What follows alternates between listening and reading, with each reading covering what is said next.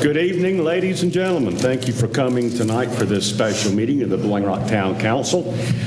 Just to give you a brief explanation, I called this meeting after discussion with council. Of course, the council had committed to keep the citizens informed, and so we are back in session so the citizens can be updated on moving forward. So thank you for coming. Thank you, council, for coming out this evening. And thank you, Hillary and Shane and Thomas. I'll let Shane lead off with whatever the updates he has available. Sure, certainly, absolutely. So just a kind of a quick recap. The town put a state of emergency in on August the 24th. That was effective August the 27th. That was to put in place a mask mandate, and we did discuss a policy within the town employees for testing. November 17th, the town council at a special meeting voted to lift the state of emergency and allow the mask mandate to expire at that time. At that time, the council did agree to provide updates to the town when the 7-day positivity rate average exceeded 5%. Per the CDC data. At the December 13th regular town council meeting, the town council discussed COVID. The CDC at that time had us at 5%, and no action was taken. Gets us to today, January the 5th, 2022, and a special meeting was called to review the COVID policies due to the fact that the 7-day average has exceeded 5%. As of today, the CDC data that we've pulled previously shows 224 new cases in the past 7 days, 15 new hospitalizations. Positivity rate at 19.46. That is a 7-day average per the CDC website. And the transmission level is high, which is the highest it is within the state. Also, in the past, I've provided the App Health data. This is current as of today, 188 active cases, 57 individuals in quarantine. They've fluctuated between 13 and 15 in the hospital over the weekend and the first of the week. They have started utilizing a virtual option for patients that aren't as severely sick to utilize or to open up capacity at the hospital. And out of 180 tests that was conducted yesterday here in Watauga County, 38 of those were positive per their website. So that's a 21% average, which is right in line with what the CDC has us as well. So those are the updates I had, kind of short and sweet. I did speak to Jennifer Green and be glad to provide that update to you all as well if you would like. Other than that, I was going to open it up for discussion. Did you find out the age group on that? The age group on the what had been tested, what the age group being tested positive? I did not, no. So those are total numbers. I'm not sure of the breakdown from a demographic standpoint, age, et cetera, within that. I'm not sure that data is available. I'm not sure if they do have it, if we can obtain it or not within that. I know from a positivity standpoint, after they test positive, we can get that information.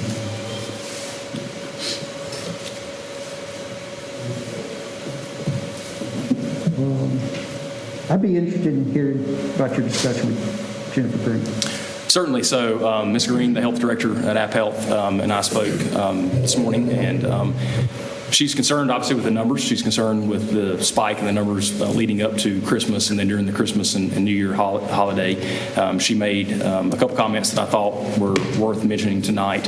Overall, hospitalizations seem to be fairly steady over the last week. She said they seem to be in that 13 to 15 range. They've peaked at 18. They've gone down as low as 10 or 11. That was encouraging given the number of positive tests that they've seen. She did encourage everyone, obviously, to continue to think about getting the vaccine that have not. The ones that are in the hospital, she said 100% of the ones in the hospital are unvaccinated, so they are seeing the sickest within that group as they have previously within that.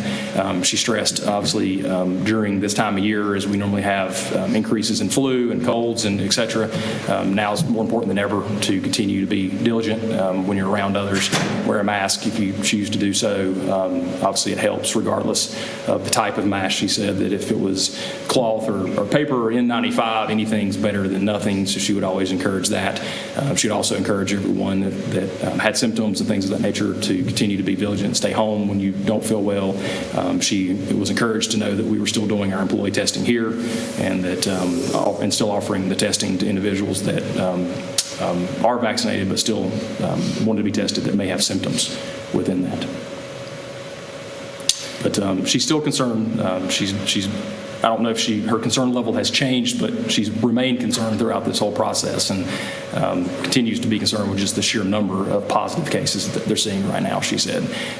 The number of tests that they're giving, 180 yesterday, she said is tripled over the last 30 days or so, 45 days, the number of tests they're giving per day. So that's an indication that obviously folks are concerned as well. Thank you. Go ahead, Doug. Did she say if she had heard if the county was doing anything? She did not. Was doing what, Doug? Was planning on doing anything? Do we have any updates on the hospital and its capacity? So our hospital remains to have capacity. She did mention that UNC Healthcare and Lenore had been at capacity recently. I don't think they are currently, but they had been over the holidays. They had reached capacity level on a couple occasions and had transferred patients that were non-COVID to other hospitals. But our hospital here in Watauga is not at capacity. So she did mention that at the peak last year we were in the 20s, 28 total patients was the max, and we're staying at that 13 to 15 range right now. The utilization of the virtual hospital is something that they've really started to use, especially with folks that have less severe symptoms. So essentially sending them home and they're checking on them periodically, and they have the ability to check vitals and things of that nature. So that's something they've begun using more recently that's paid off, keeping people out of the hospital that may not be as severe, she said. Okay, thank you. Certainly. Any other thoughts? Any questions? Any further questions for Shane?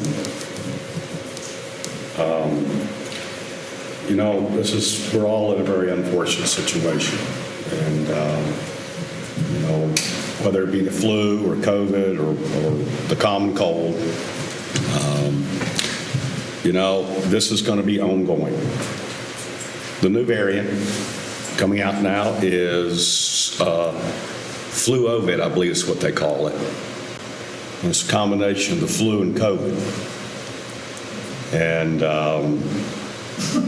all I can say is, I, like others, if I go in a group, I'm wearing a mask. But only when I so choose to. I don't know, Council, what do you all think? Well, we're talking to CDC, and they reduced, I forget what they call it, what is it I'm looking for?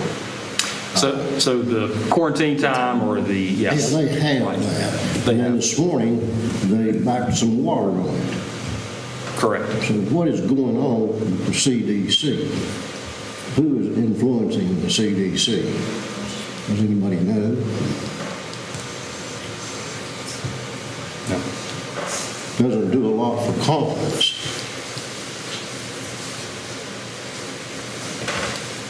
Don't have an answer for you, I'm sorry. So you're self-mandating. That's correct. Yeah, okay. And so, well, I'm not wearing one now, but I was 15 minutes ago. I feel like it's choice. At my place of business, we recommend it, but do not mandate it. We have a lot of people come in and they'll wear a mask. We have a lot of people come in that don't wear a mask. But that's me as an individual. That's me as a citizen. Okay. That's more or less what you see everywhere.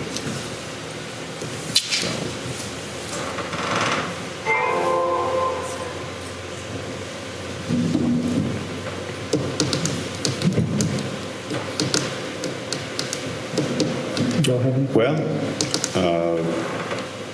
y'all have any comment?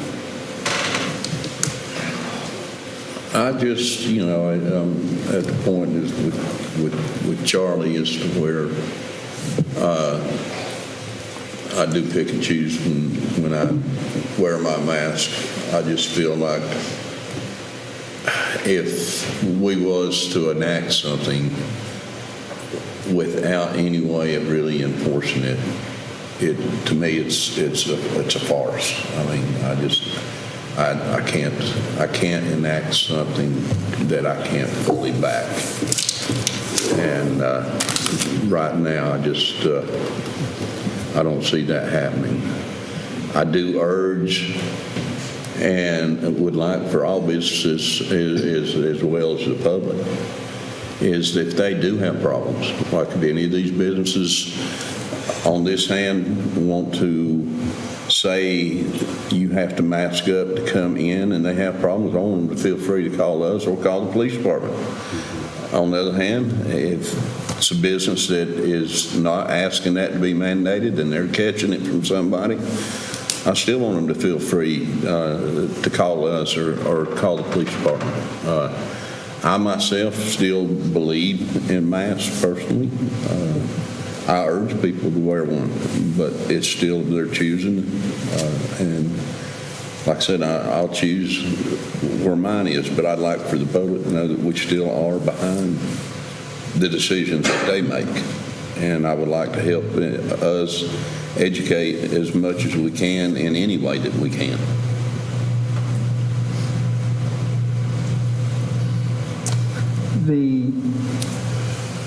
The enforceability of it is really not, I don't know how to say this. I want to say it's not our concern. That's not the right words. We're here to set policy. And it's the difference between a legislative decision and an executive decision. And that executive decision rests with our town manager, our police chief, on how to enforce the policy.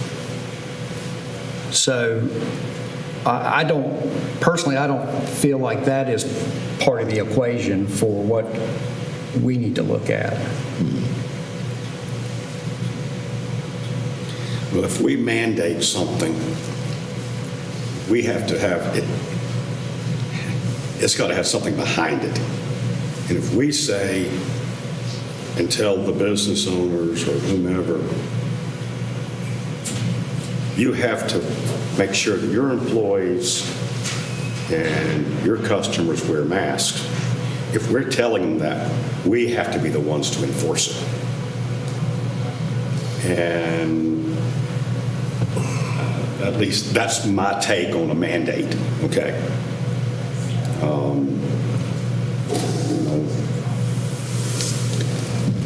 Well, again, it's the same principle as that is not on this body to worry about. I think in a way it is because we employ the people we're asking to enforce it. So, I mean, we employ Shane and we employ the police department. So in this case, in a lot of instances, I would agree with that statement, but I think in this case, this is somewhat different because we do employ the people we're putting the responsibility on. And it's not just our town staff we're putting it on. A mandate like that is also putting it on everybody who owns a business in town also. They're the ones that have to deal, they're the frontline people dealing with the public, not us. And I'm not saying that's a reason to do it or not to do it, but I'm saying those are factors in this. This is one of the, I will not lie, this is the one thing I have dread having to deal with when I ran for council. There's no way to win this argument. I mean, no matter which side you take, you're going to lose.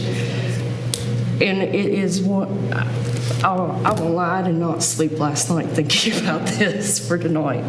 There's no good answer to this.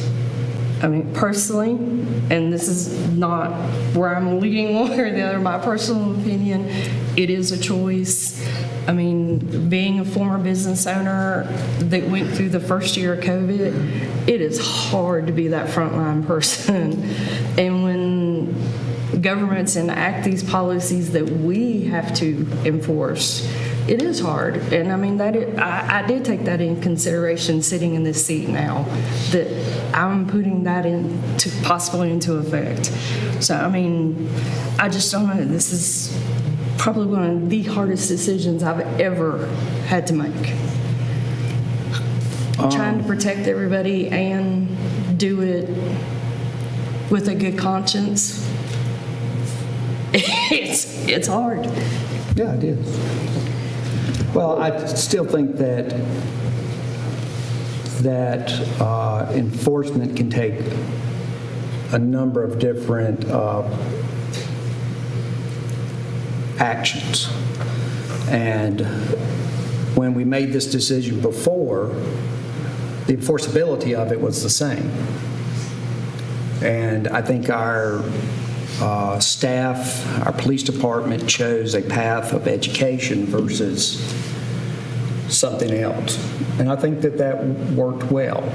So I disagree with the concept that it's not enforceable. It is enforceable. How you enforce it. By what statute? Is there a statute? I'm talking. Well, I'm asking you a question. Well, you'll have your turn. Continue, sir. Thank you. So I think that, again, it's the same comment I had before. I think that is, to put it in your terms, we hired them, and so we hired them to do that job. And so that's up to them to decide how to do that and how to enforce it. And I'm okay with that path of education until it doesn't work anymore. What I have never understood is this mask mandate, if we say we're going to mandate it, by what legal background is there for us to do that? What is the statute number? So I would answer with what we've done, and what we've done in August, what we did was we put back in place the state of emergency, which allows this board to put requirements or restrictions or guidelines in place to help protect the public within the town limits. And so the general statute would be the same that we declared the state of emergency under. There's a lot of vagueness under that general statute that what you all have the authority to do. As Alan mentioned back in August, I believe, Alan Mosley, our attorney, was that the fact that you all are following footsteps of others that are doing very similar things. And we've been in unprecedented territory now for 20 plus months.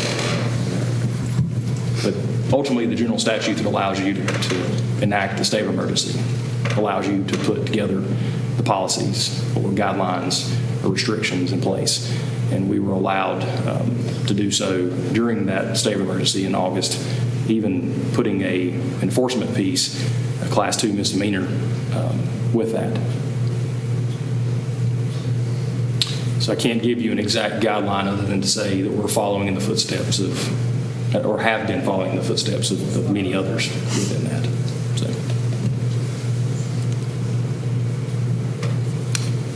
You know, I would say that we have a number of ordinances that we don't enforce. So I would tend to agree. You don't mean it. So, you know, let's think about it in those terms too. But until we have a base to operate from, we can't enforce anything. So you say we have some winks and nods. I think we've done a lot more education on this ordinance than we have on putting your trash can up early Yeah. or leash laws or anything else we might have. And I think that's because this is more serious.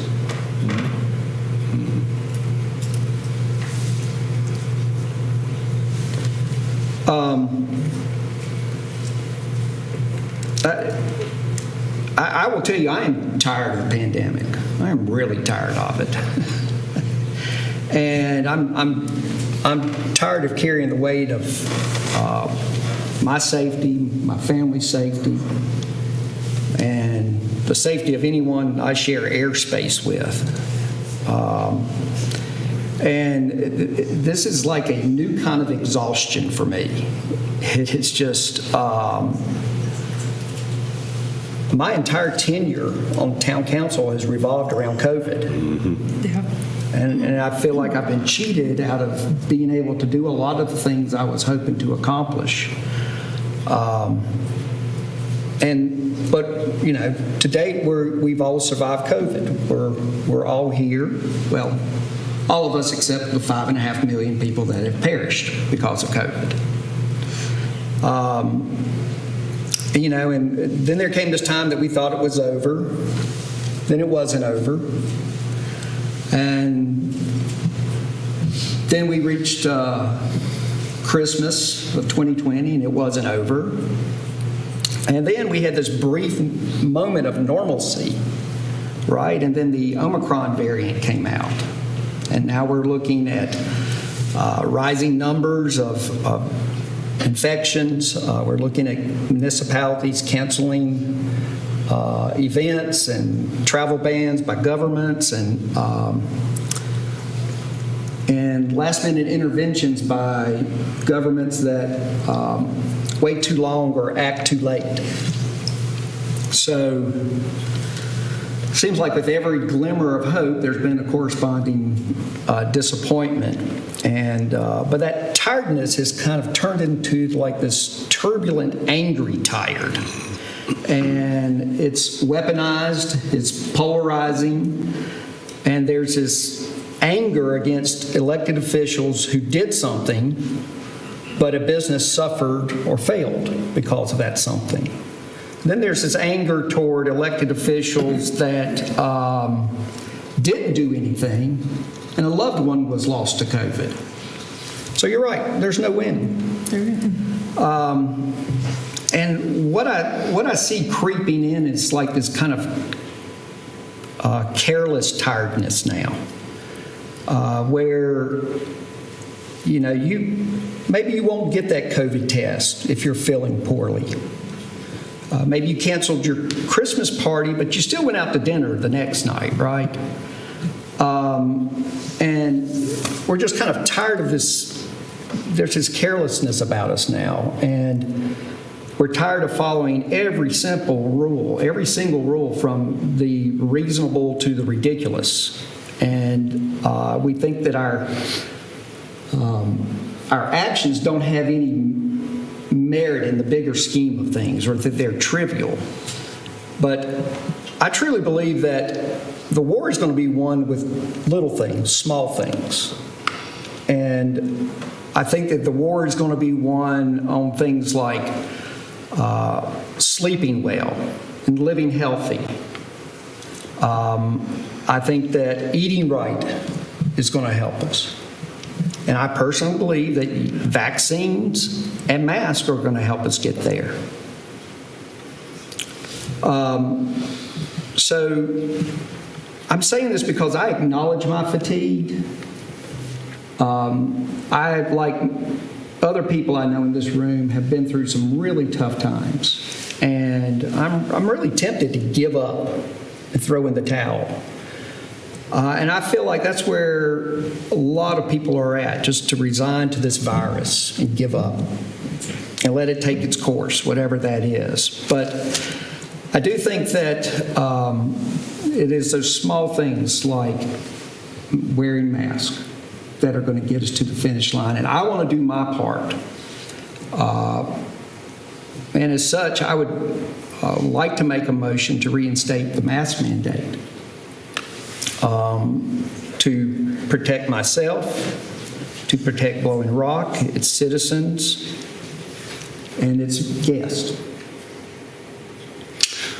Okay, we have a motion on the table to reinstate the mask mandate, which would essentially require us to reinstate our state of emergency. Do we have a second?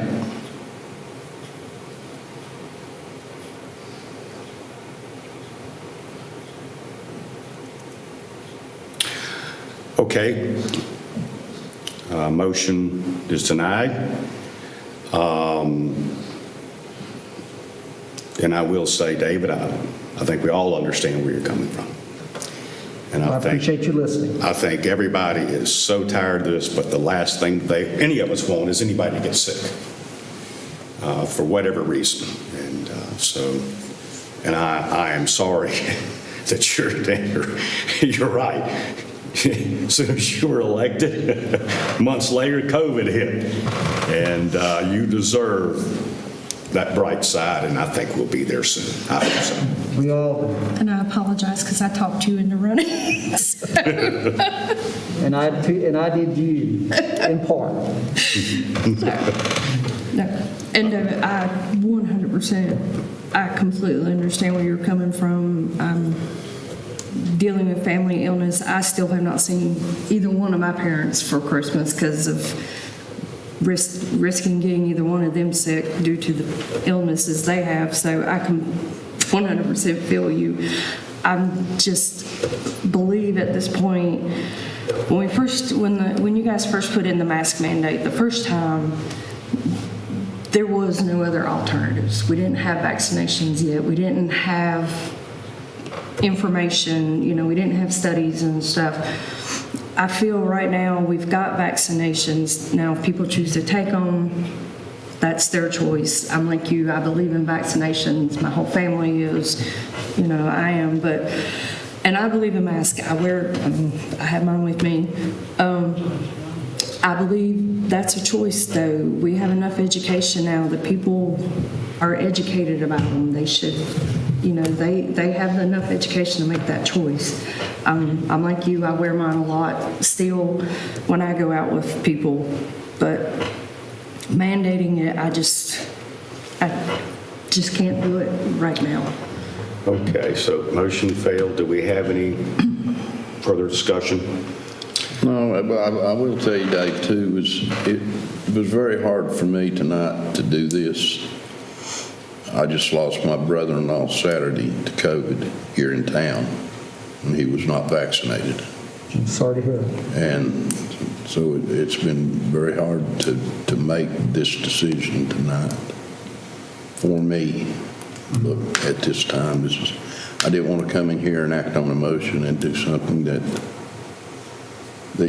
I might regret, but I just wanted you to know that I understand where you're at. Well, I appreciate that. I respect all of you, and I respect your position, and we'll move on. There is one example in this town. A merchant, a business person. You walk up to the Green Bark Inn and it says on the front door, no masks, no entry. So there is that example for other merchants. And I would echo the support of the town and the police department. So Mr. Matheson mentioned someone calling you all. I would actually request they call 5210 with any issues.